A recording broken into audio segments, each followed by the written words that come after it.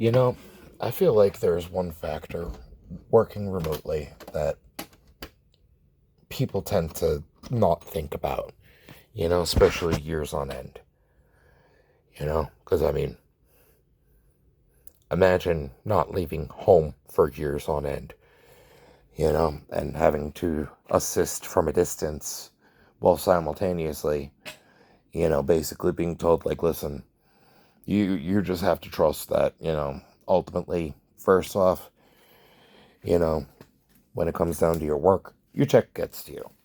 Second off, if it was illegal money or if it was proceeds from crime, it wouldn't be able to get to you.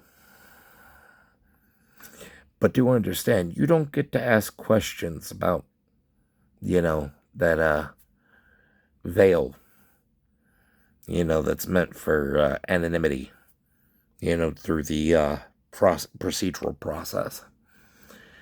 At this point, the most useful and helpful thing you could do, sit back. Medically, yeah, medically you're fucked up. All right, so when it comes to the medical leave, nobody is, denying any credence to that. Like, it's actually a miracle you're still alive. All right, but the thing is, when it comes down to the breadcrumb trail and the way that it leads, there are details that seem like it would end up coming too close to home. And no matter what, if you have any type of interpersonal connections or intertwining, um, procedurally, if you're asked to sit this one out, understand you don't get to hear details, you don't get to know.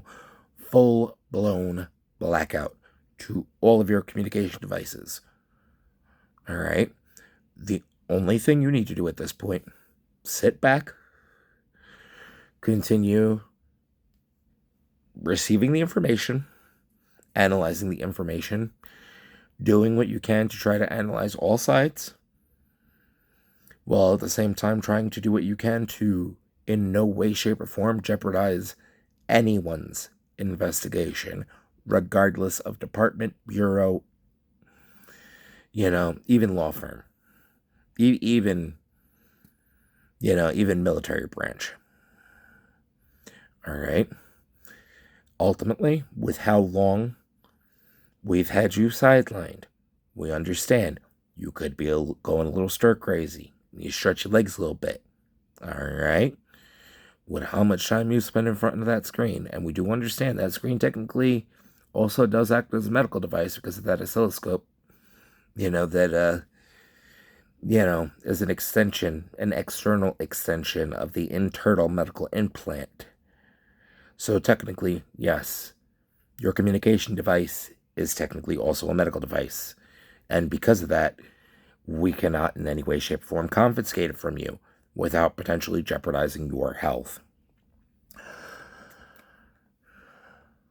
What we can do is do what we can to try to make sure that anybody nosy trying to sway things in the favor that they feel would be most financially beneficial towards them, that they don't get the chance to. And the people that have been robbing you, defrauding you for years and everything, we know. Pretty much the car accident and trying to run you off the road and trying to flip your car, sending you into a fiery fireball of an inferno, that was their Hail Mary. Their Hail Mary pass. They physically cannot get to you anymore. And when it comes down to victim protection or witness protection, anything like that, we've already gotten the new analysis when it comes to blood screening. We also know you don't have any STDs, and ultimately throughout the course of,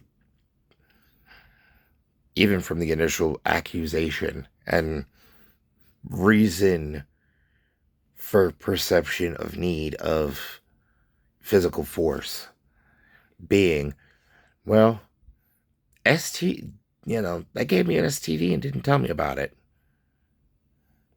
The blood panel said you're lying.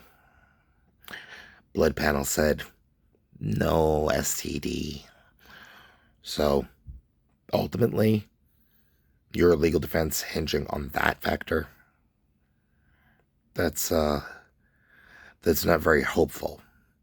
If anything, that would actually be able to prove perjury, as well as the attempting of defamation character, whether slander or libel. So that's not looking too hot.